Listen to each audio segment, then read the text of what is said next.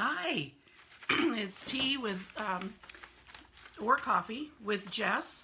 Happy to be here with you on this Monday. Obviously, I've got a little frog in my throat, so I'm glad I have some tea. Hang on just a second.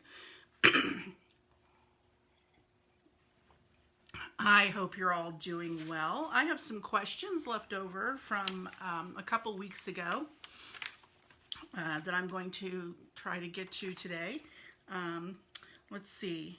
So there are three that are similar, and one is from Jan Tomlis, and she said, "Is your writing your sole occupation, or do you have another full-time job?" Similarly, Kimberly Lovelady said, "My question is, when did you decide you wanted to write, and how did you start?" And Linda Tucker wrote in and said, "When did you begin your writing career?" So creative writing is now mostly my full-time occupation. It's only taken me about a couple decades, give or take a few years, to get to this point. I've worked as a marketing communications person for a couple of high-tech companies over the years. Before that, I got my start in the business world as a tech writer, then did the marketing communications for, like I said, a couple of companies. And then I ran my own marketing communications company for about 10 years after a mass layoff at one of the tech companies I'd worked for. And then the Great Recession hit, and I lost all of my clients except one because they all lost their jobs. So I wasn't quite sure what to do with myself, and an area workshop called the Antioch Writers Workshop, a couple of the board members gave me a call and said, "Would you consider applying for the position of director of the nonprofit that we run?" And the Antioch Writers Workshop is wonderful. It provides workshops, obviously conferences, one-day seminars, etc., for writers of fiction, poetry, and nonfiction. And the week-long summer program is on hiatus right now, but they're still doing now remotely, virtually, of course, some programming, and hoping to eventually bring that summer program back. So I hope that they will. But at any rate, in 2008, I applied for the position of director, and I got the position of director, and immediately realized I had taken on much more than a part-time job. But with the help of my board members and friends, I figured out how to direct the workshop, and did that for 10 years. Shout out, by the way, to my last assistant director was a wonderful writer named Cindy Powles. She writes as C.L. Powles, and you should look up her work too. So I could not have done it without her. But I've also been a freelance columnist for the Dayton Daily News, so shout out to the Dayton Daily News, for almost 20 years, first as a humor columnist, and I'll probably end up sharing some of those columns with you as we continue doing this, and now as the Literary Life columnist. So the Literary Life column follows writers who live in the Dayton area or are from the Dayton area who have published with small presses or traditional presses, or writers who are writing about the Dayton area. So I've gotten to interview all kinds of wonderful writers, occasionally also cover other topics such as the history of the literary life of our area in the greater Dayton, Ohio area, and events that go on. So by the way, some of the luminaries from the greater Dayton area include Irma Bombeck. So I think many of you are probably familiar with Irma Bombeck. Kathy Geiswhite, the creator of the Kathy cartoon. John Scalzi lives in our area and writes wonderful science fiction. Too many to name, but there are just a few. So moving on to the questions about, did you always know that you wanted to write, and when did you begin your career? Um, as Nana says, life is hard, have tea. I'm one of those annoying people who knew that she wanted to write even when I was a little girl. I wrote a little book called The Fireman that's interestingly about a fireman who rescues a cat from a tree.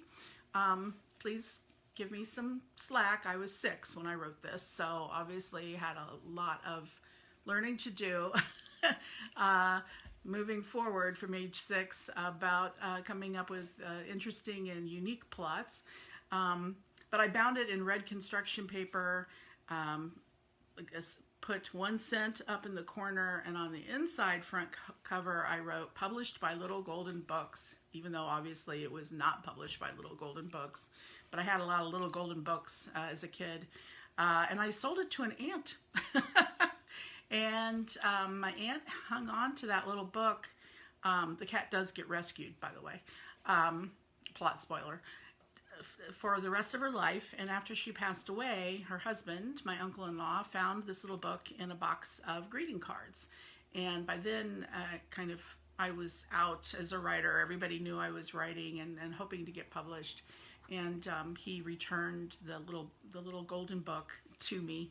And it was a lovely reminder, not just of how a simple gesture by an adult in a little kid's life can provide some affirmation about what that kid wants to do, but also affirmation that, yeah, this is sort of baked into my DNA, this whole storytelling thing and wanting to write. And I feel really grateful that I'm able to spend most of my time, my work time now, creating stories that are published by Minotaur Books, and I'm really blessed by that and thrilled by it.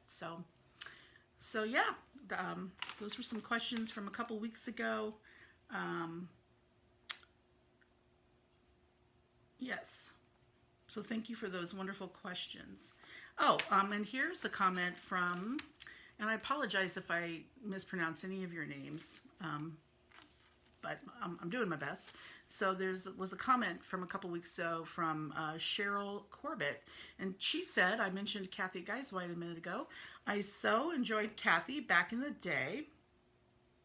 My question is, how do you go about finding experts to consult as you research your storyline? Do you frequently utilize primary sources as you delve into the historical background for your novels? So I like to start really kind of broad, like so my books are set in the 20s, so I like to start with what's going on broadly in the 20s around the world. Each book is in the kinship series is focused on a particular year. So The Widows is set in 1925, 24, 25. The Hollows is set in 26. The book that yes, there will be a 3rd and 4th book that I just turned in a few weeks ago for editorial review, is set in 1927. So I try to find out what's going on generally in the world in any one of those years, and then narrow it down to how would that have impacted the people living in southeastern Appalachian area of Ohio, where my books are set. And it's really fascinating to think about, even in the most remote area, that you can think of, the greater global movements still touch and impact those people. So that's kind of where I start with research. So I start with general books, and I can share more of those later on about the 20s, about history, about Ohio history, and then I look into the particular themes. So you asked if I consulted with experts. One of the things I did for The Widows was I spent a lot of time in that area and visited some coal mining little towns, and several towns that used to be coal mining towns.